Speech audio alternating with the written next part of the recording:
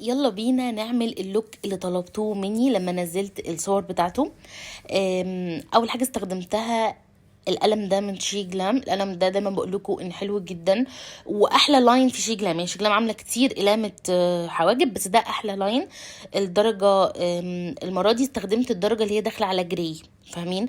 لكن الدرجه الحلوه قوي اللي انتم ممكن تجيبوها هتمشي مع اغلب البنات اللي هي شوكليت. الاي شادو استخدمت الباليت بتاعت جيمس. طبعا تقدروا تستخدموا اي باليت عندكم وباي درجات، فاهمين؟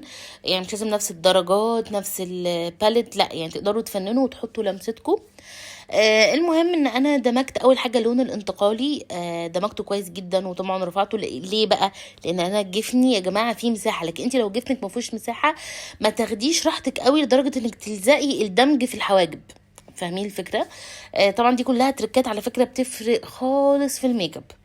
اوكي، بعد كده حطيت لون غامق كأنه كده سوفت سموكي بني، بدون ايلاينر او حاجه ناعم. وقلت لازم اقوي اللمعه بتاعته ببقى بلوز جليتر. استخدمته من عند شمس. كنت محتاره ما بين الدرجتين دول، في درجه تحسوها رايحه على بترولي كده ودرجه اخضر، فاستخدمت الاخضر عشان يمشي اكتر. وبصوا بقى يا جماعه هتنطق وهتنور ازاي الاي شادو الزيتي. ودايما لما تحبوا تبقوا يعني اللمعه تبقى قويه بتاعت اي اي شادو شيمري، استخدموا البديل بتاعها اللوز جليتر، فاهمين؟ وطبعا ده مش جليتر لا يا جماعه، ده الجليتر اللي هو مطحون قوي الناعم قوي، فاهمين؟ انا ببقى شايفه اصلا يعني يليق بيه اكتر ان نقول عليه يا جماعه لوز شيمر، يعني مش اللي هو جليتر بقى، فاهمين؟ المهم استخدمت القلم ده الكحل حلو جدا ناعم جدا، ثباته حلو قوي. من اسمه دايما بنسى اسمه، معرفش ليه. اسمه روز بيري. طبعا ضروري يا بنات تحطوا عين وتسيحوها علشان قبل ما ينشف ويبقى دمجه صعب.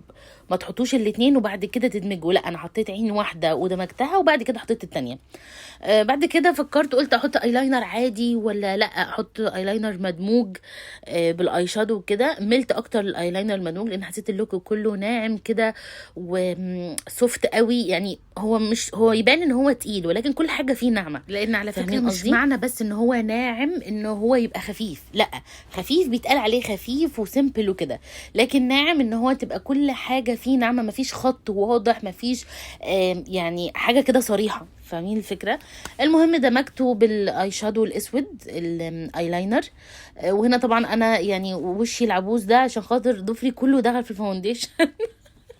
وطبعا ده العادي. هستخدم الفاونديشن ده من شي جلام. الفاونديشن ده حلو قوي قوي للبشره العاديه والجافه، اوكي.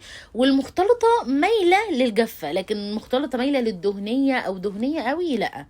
وطبعا هيبقى في الشتاء حلو جدا.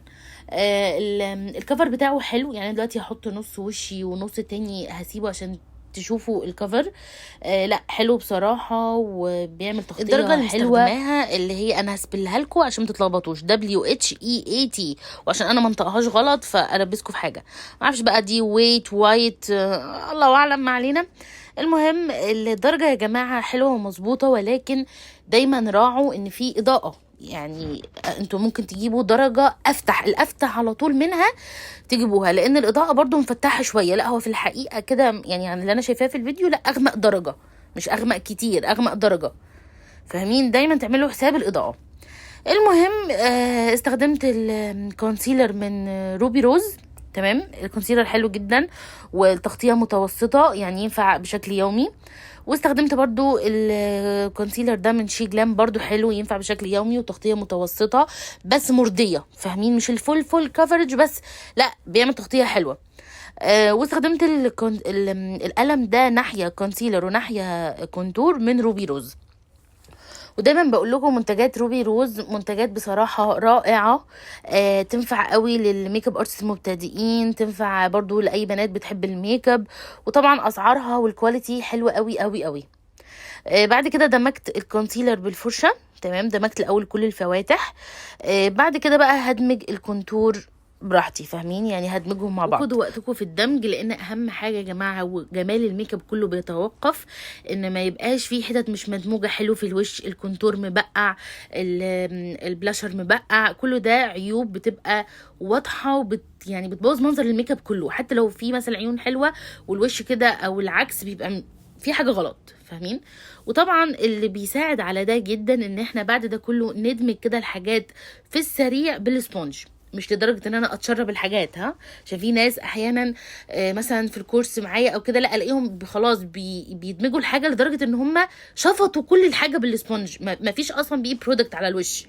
فدايما نتعلم الوسطيه، ودايما نتحكم في ايدينا امتى تقف، امتى نكمل، امتى لا يبقى عايز دمج، امتى لا كده خلاص تمام. يعني هو ده سنس الميك اب يا جماعه، هو ده اللي بيفرق في شغل ده عن ده عن ده، يعني هو ده اللي بيفرق في الفينش والمنظر النهائي، فاهمين؟ البلاشر استخدمته من ودايما يا جماعه عايزه اقول لكم بنسى الاسماء، يعني معرفش بس ليه، يمكن عشان تركيزي في جمال البرودكت نفسه او الخامه نفسها اللي انا بستخدمها، وعايزه يعني اركز فيها اكتر، فدايما مش بركز في الاسماء. ما علينا. المهم الروج ده يا جماعه من حسناء، حلوه قوي قوي قوي، والدرجه حلوه قوي.